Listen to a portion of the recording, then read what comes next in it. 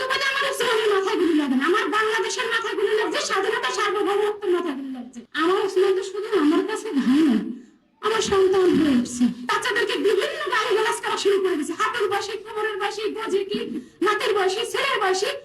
আমি বলি এই বয়ান যারা তৈরি করছে তারা সবাই আমার ওসমানের মাথায় গুলির জন্য দেয়।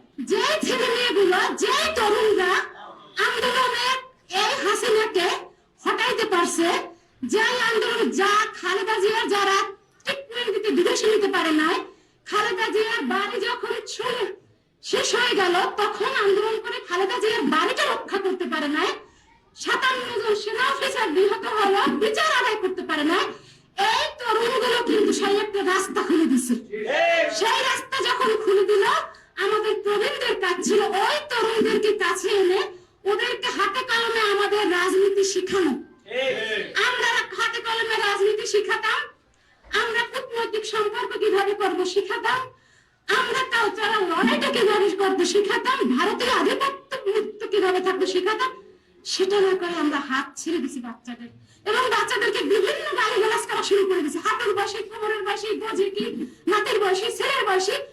আমি বলি এই বয়ান যারা তৈরি করছে তারা সবাই আমার ওসমানের মাথায় গুলির জন্য দেয়। সানশাইন আটা বিকাশ অ্যাপের মাধ্যমে যে লোনটা পেয়েছি, এটার মাধ্যমে কিন্তু যাত্রাটা শুরু আমার। কারণ এটা টাকা দিয়ে আমি সাইকেলটা কিনেছি, কোনো কাজটা ছিল না আমার হাতে। বিকাশ অ্যাপ থেকে একদিন একটা নোটিফিকেশন আসে আমার কাছে যে নাকি লোন নিতে আগ্রহী কিনা। তখন ভাবলাম যে একটা যদি ছোট একটা ময়দা সুজি ভালোবাসায় তৈরি। শুধু ভারতের উপর একা হবে না, এই ভারতের মধ্যে যারা আমরা আছি তারা কার? আমরা বাংলাদেশে না, আমরা কি ভারতের নাগরিক? এই খালি ক্ষমতা লাগবে, টাকা লাগবে, এই জন্য চাটে, খালি চাটে, এত চাটাচাটি লাগবে কেন?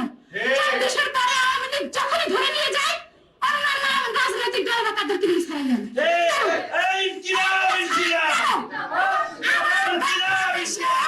সকল রাজনৈতিক নেতাদের প্রতি, দেশপ্রেমিক নেতাদের প্রতি একটাই আহ্বান, আপনারা যখনই আওয়ামী লীগকে বিচারের মুখোমুখি করে আপনারা কাউকে ছাড়াতে যাবেন না।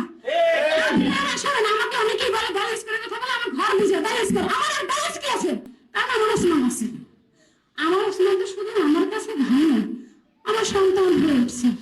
আমাদের ভাই বোনদের কাছে এই যে সারা পৃথিবী যদি আমাকে বলে যে আমি আপনার ভাই, আসলে কি আমার ওসমান হতে পারবে? এটা সম্ভব? ওসমান হতে পারবে? এটা সম্ভব? এটা সম্ভব না। বিপ্লবীদের প্রতি প্রবীণ রাজা, আমি এই কথা আপনাদের সামনে যেটা বললাম, এই কথা আমি প্রধান উপদেষ্টার কার্যালয়ের সামনে বলে আসছি, বিএনপির অনেক সিনিয়র নেতারা ছিলেন সেখানেও বলে আসছি যে আজকে যে আমার বাংলাদেশের মাথায় গুলি, এই জন্য প্রবীণ রাজনীতিবিদরা দায়ী। আপনারা লোভে পড়বেন না, টাকা আজকে আছে কালকে নাই। আর সোনাকে হত্যা করার জন্য মাত্র 10 লক্ষ টাকা দিছে। এই 10 লক্ষ টাকা কি অনেক কিছু? এই 10 লক্ষ টাকা শেষ হতে কতক্ষণ লাগে? আমি তো ভাবছি একটা বাংলাদেশ যদি লিখে দেওয়া হয় তারপর তো আমার ওসমান আসবে না, এই ওসমান তৈরি হবে না। এই ওসমানকে যদি আপনারা ধারণ করেন, আপনাদের মেধা এবং রাজপথ দুটোই দখল রাখতে হবে। আপনারা পারবেন না। আমার ওসমান বলতো আমি কিছু ছেলে মেয়ে তৈরি করে রেখে যেতে চাই, মানে আমার শোক, আমার কাছে আমি বিশ্বাস করি শক্তিতে ফিরে আসবে। আমি বিশ্বাস করি আমার ওসমান আরো দ্বিগুণ তীক্ষ্ণ ধার